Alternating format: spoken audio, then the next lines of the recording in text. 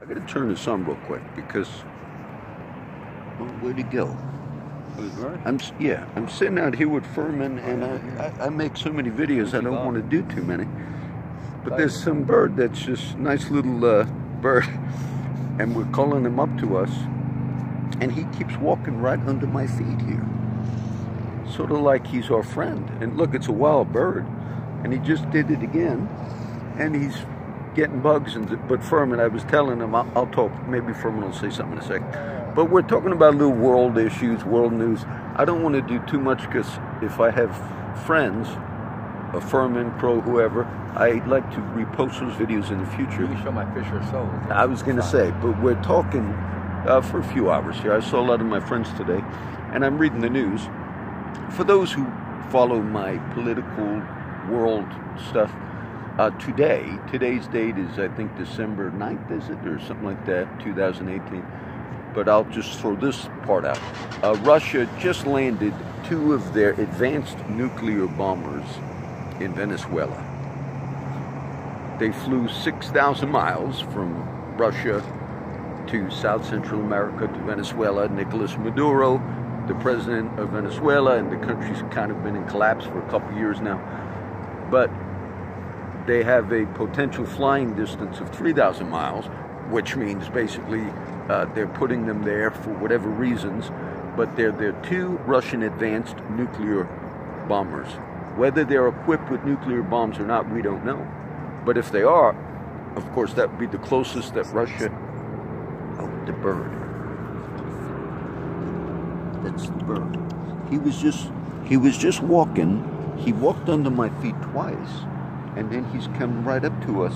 I mean, right under my feet, and it's so strange. But Furman says the creatures know the presence of God. I said, you know, I was worshiping the other day, walking on the other side of this water area, and some birds flew right up to me. I think they heard the worship. Okay, so now let me try to do a little something of a benefit. Furman, you got anything you want to share? You know, it's interesting. I want to show the Fisher Soul. Oh, yeah. Furman's been painting his truck. Look, he painted it by hand. Look how nice he made it. But he put a Fisher of Souls on the side. The other day, that cross I put up there a few months ago, but Furman put that Christmas tree right there, and it looks good. You can see it from the highway when you're coming by. Let's see. The other day, the scriptures, what was Furman quoting the other day? What were the verses that we were talking about with Knock Knock John, Furman? Do you remember when we were at Whataburger? We talked a little bit about Daniel, and John was asking some things about John the Baptist. What verses? You got any verses, any scriptures that would... I don't know what we're talking about. We were just discussing a little bit about God's promise to make all things new. Scripture says there'll be a new heavens and a new earth. We were also discussing some of the issues of just the effects of stuff that happens in life, sin, and just a lot of the people on the street have been struggling for a lot of years. Some of it, of course, is self-inflicted, but sometimes people are just affected by the curse. The world has been under a curse ever since the fall of man, and the effects of that take place even all around us. This guy that was pulled up in his fishing boat just now, he noticed all the way from bringing the boat in that Furman put Fisher of Souls painted on the side of his truck. And Furman said that's something, he noticed that all the way from there. Scriptures on birds. I'm going to add some more rocks to that. I want you to share a little test. Can you? I can't. I have a hard time talking. Oh, it's on me. I know, but... Jeez, Furman's camera shy. I Today, can go all day long with people, with human beings. I wanted to do, I wanted to show that bird. Jesus talks about, if we were going to talk about something that has to do with creation and birds and things, he says, when he's talking about the return, I'd like to get a, believe it or not, also the wind stop. He says, we're talking about scriptures of birth and creation. Where the eagles are, there will the body. Where the birds are, the body's going to be collected there. It's a strange end time passage. We were talking about angels. One of the verses, Furman can't remember it, but we were talking about Michael the archangel the other day. He brought that one up. And I've been speaking on Daniel the prophet. And Knock Knock John brought up some of the stories from the book of Daniel, the children in the fiery furnace. If you read Daniel chapter 10 and chapter 12, and then you read some of the passages where Jesus talks about the end time discourses, he says, when you see all these things, and then you go to that whole chapter, one of them in Matthew, I forget, chapter 24, 25. It says, some of you are going to be delivered to death. You're going to be brought before kings and rulers for a testimony against them. Don't premeditate in your hearts what you're going to say when you give this testimony before human leadership, governments, authorities. He says, because the Father himself, it's going to be the Spirit of God that's going to speak through you. Some of you are going to be thrown into prison. Some of you are going to be put to death. And then if you read, there's going to be wars. Most of the signs of the end times we're familiar with. And then he says, when you see all of these things, then know that the kingdom of God is near. Now Daniel, the prophet Daniel, God revealed things to Daniel about the end times, about the kingdom. And Daniel could not fully understand everything. But then I like this one, and it reminded me of the verse about Michael the archangel. It says, no man will stand with you in these things, save Michael the archangel. Interesting. Jesus saying, when you see these things. Now there's a verse that Jesus himself is going to quote from Daniel when he's talking about the end times in the gospel. And he says, from Daniel, whoso readeth, let him understand. Quoting a passage, when you see the abomination of desolation spoken of by Daniel the prophet, now I'm quoting Jesus. And then it says, let him who reads understand. That's like a parenthetical thing. Still in the red letters. It says, when you see the abomination stand in the holy place, then know that the end is near. That all these things, all these songs, and some scholars, Bible commentators, they think that when it says, whoever's reading, let him understand. They wonder maybe if that was just added in as like a special instruction. But now this is another way we look at that. When you see in your life, in our lives, when you see or you experience certain things, some are thrown into prison, some die. Just heard another person, I heard it today, on today's date, whatever, December 9th, 2018, another person was killed yesterday. I checked the news a lot, and I didn't see it, but I've heard that from multiple people today. So-and-so was killed. No reports on it. At least not as of yet. I just checked the news. But now when all these things happen, in your lifetime and my lifetime, Paul happens to be, I mentioned a little bit on Thessalonians the last few days. And the Apostle Paul, when he's also speaking about the Antichrist, also the abomination of desolation, it says, he makes himself as God, and he sits in the temple of God, declaring himself to be God. There are historical ways that we can look at those passages, and there are indeed ways that a lot of prophecy teachers speak about which figure is the Antichrist. Was it Nero? A lot of Christians thought it was Nero. prophesied of, or maybe one of the other early Roman emperors. And then some see him as a figure that's to come. But Jesus said, whoso readeth, let him understand, particularly about that abomination of desolation who stands in the holy place. You know, you and I are the temple of God.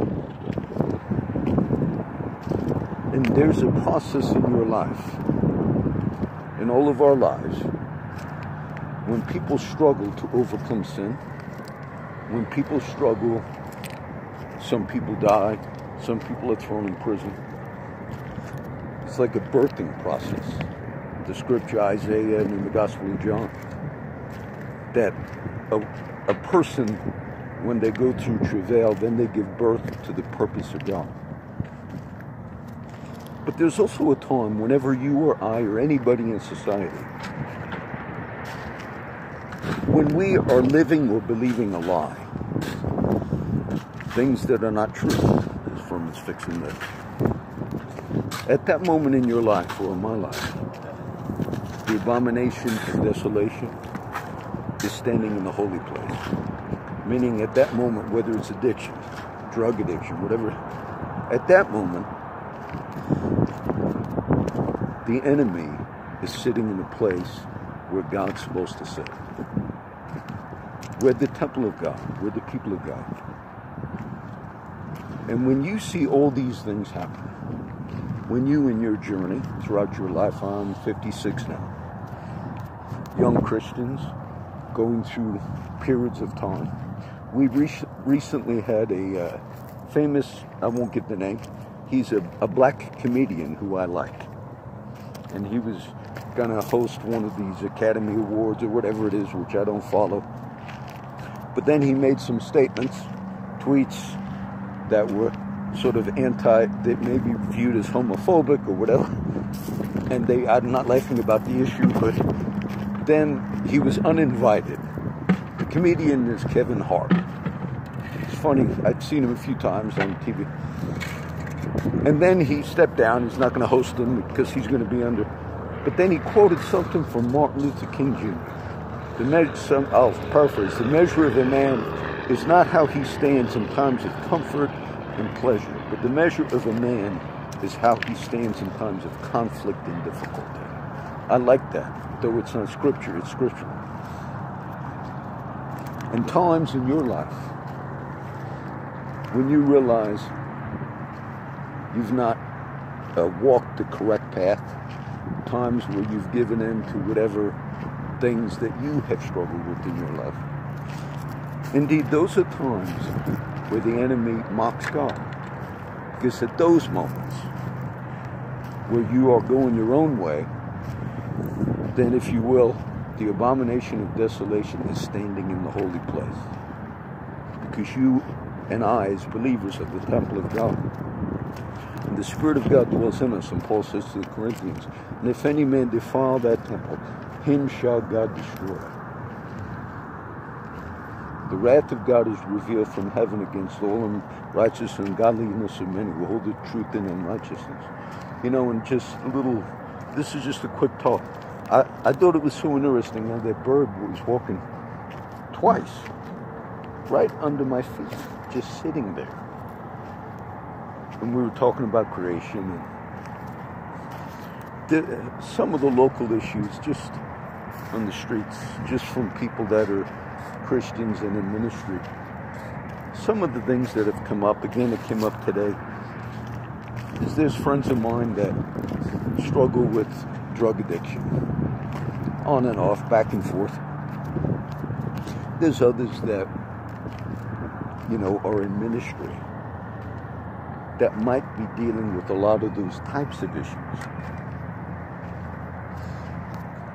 And some that are still all in the same boat, if you will, but some voice concern that, but a ministry or a church shouldn't be like doing some of that, which I would agree. And of course, I always hold judgment because I don't justify if what's come up about this for a long time is true or not true. But I see how some of my friends who are Christians, who are on the street, who seem to be aware of stuff like that, every now and then it upsets them, not in a way that they'll say, you know, John, we're struggling too, but it's not good for the ministry. That's kind of how they put it. Or it's a stumbling block to other younger Christians. Or it's for whatever reason. Now, I certainly don't justify any ministry. If ministers are struggling with addiction, then we have mercy, and people need to recover, or people need to get better. And if it deals with misuse of finances and all those things that people talk about over the years. But at the same time, some of the people that have brought these things up for many, many years, they also seem like something should be done. That's kind of what they tell me. This is just not right. And I tell them, I said, we don't want to overlook sins. We want to be merciful to people. Every man's going to give an account. We don't judge another man's servant. But at the same time, they felt guilty because they are mad. Like some of the guys in the street are mad. It's not right because it's in the ministry, or if all these things are true, and they feel like a guilt because they're like, we know that we are messing up at various points of times in our lives. They're mad because the abomination of desolation is sitting in the holy place, not the Antichrist in nature, but that the mystery of iniquity also gets hold of people that are in ministry or have positions. And a lot of times we either try to justify, or we say, in God's timing, God deals with things. But that issue has come up a lot over the years, not just recently. And it could be applied to a lot of different. But I tried to tell them, and I was even explaining to some of them today, I said, we all in society, we want to see what is just. Now, sometimes we want to see things like get the enemy, get the person we don't like, or whatever it is. But we also feel like, in general, that if injustice goes on, even in national issues, for too long, that people feel they want justice. Some of the philosophers that I've talked about, a lot of them in the past, but it's either, I think it's Immanuel Kant. Sometimes I confuse him with Locke. But one of them, as the thinkers in the 1700s, 1800s, and all, as they started debating with some of the things, one of those men, probably Kant, but he talked about the oughtness. The oughtness, or where do we, as people, come to this idea that certain things ought to be done, if you will. And one of them also, as they were debating, can we prove God through our arguments? Can we prove God through, and all the different philosophers dealt with these things? But they said he let God in through the back door in his philosophy, in his ways of thinking, because he basically said, as you deal with society, and I believe it was Locke that influenced the founding fathers and the writings of our founding documents. If you look at the writings of John Locke, he spoke almost verbatim some of the founding documents of our country, how we would be established as a constitution. It was almost the exact same wording, came right out from that period, that the Enlightenment period.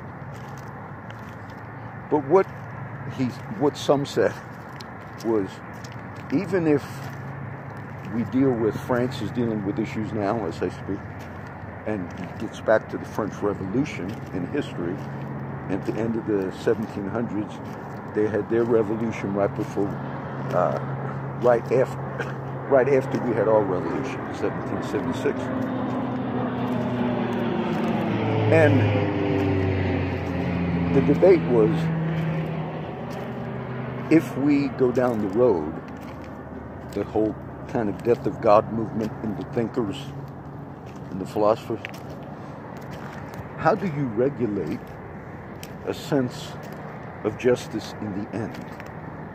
Meaning, if there's people trying to govern themselves, self-government, if they're debating on which ways, was it Machiavelli? I think the book was Leviathan, the title. But if people don't have a sense that in the end there will be justice, meaning if we institute laws, we say there is right and wrong, but then we know in every human government at some time there's going to be injustice, no matter which one it is. How does the person, maybe the black man who's sitting in prison, wrongfully accused, is an example, just a general example, and he says, I didn't rape that woman or murder that person or whatever, but now he knows he's sitting there for many years. Or like the Michael Morton out of Texas, falsely accused of murdering his wife. How does a society then function unless they know that in the end there's going to be a judgment, a final reckoning, and there's going to be a judge? But yet we have to also have a sense that the judge is fair and righteous, and that you cannot pay him off. I mentioned that to Furman once, and he liked that. That was a while ago. He said that's one of those insights, that God is a just judge. But then at the same time, if we know there's a final accounting, humanity is going to give an accounting, people, nations, and that you know that judge you're going to stand before, he has to also be all-powerful to execute righteous judgment, ultimately. And if you don't have those factors, that's what I believe it was Immanuel Kant. But if you don't have those factors factored in, which is the Judeo-Christian ethic, you really can't function as a society. Because then you can put a law out that says, thou shalt not kill. And if people really don't believe there's a moral principle somewhere, they say, why can't we? It's just wrong. Now, I believe we should not kill because it's ingrained in the law of God, but it's also in natural moral law, in the conscience of men, which Paul says in Romans, God himself put that in there. So if we're going to govern any society, anywhere, if you do it with the atheistic perspective, and you just say, let's just do it because it's right, and some say that, ultimately they'll say, and who told you that was right? Ultimately the question would be in any society, why do you say it's wrong to kill? If you don't have some greater foundation than just, that's the rule our society made. Now, I believe it's wrong to kill, don't get me wrong. But in the end, if you're going to regulate yourself in any society, in any government, there's got to be someone higher that we answer to. And if injustices take place in that country, in that place, and there has to be an ultimate belief that there's a final reckoning. At least that's what one of those philosophers I quoted came to understand as they were dealing with all these issues. When Daniel said at the end of maybe whatever chapter it was, Daniel 12 or whatever, God was showing him some things. And a lot of those things were going to be tough things. And the prophets were told, but hold on to the promise or the word, because at the end it will speak and not lie. Though it tarry, wait for it, because it will surely come, it will not tarry. And they were also told, Daniel, no man will stand with you in this, except Michael the archangel. There are times when you're walking in the purpose of God that people will be afraid to stand with you. Not because they're afraid we're going to do violence to them, but because they think, oh, that guy's, what is it, the term for it? Radioactive or whatever. And I think when you go through something like that in your journey, in your life, and you realize the times when you, take heed, because when you see the abomination of desolation, let him that readeth understand. When you see that there's times in your life where the enemy has controlled the sinful nature of sitting on the throne, at those times, when you see those things, understand the kingdom is near. Because we also read in those writings in Thessalonians, he that restrains will restrain. Talking about sort of this Antichrist. But when he is taken out of the way, that wicked shall be revealed. And you know, there's a process in your life where God maybe let you function because of mercy for a long period of time. But in order for you as a Christian or as a minister or as just a person, a child of God, in order for you to fully complete the mission, God's waiting for the time where you'll be able to handle when he says, I pull back the curtain, now you're going to have to deal with the issue. When that time happens, sometimes people never survive that. But God knows there's a certain period of time. Jesus said to the disciples, there are many things I have to say unto you, but you're not able to handle them yet. And maybe for a long period of time, as Christians, maybe you got away with things. Maybe there were certain things. But then there comes a time, you say, if I'm going to complete my destiny before I leave this life, then the veil's removed. And you say, this is the day that the Lord has made. And we will rejoice and be glad in it. And I think it's in the Psalms. And there's songs about that. This is the day that the Lord has made, and we will rejoice and be glad in it. And Peter talks about that in his letter. And Jesus himself quotes it. And if you read that song, this is the rest of it. The stone that the builders rejected has become the head of the corner. And this is the Lord's doing. And it is marvelous in our eyes.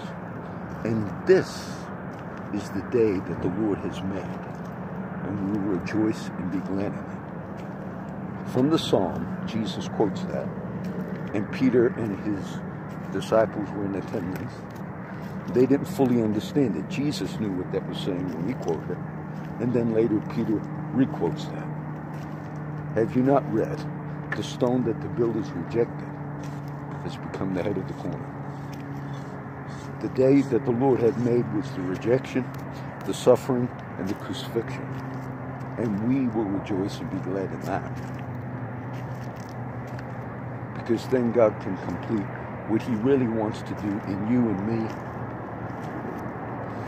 But that'll be a tough day.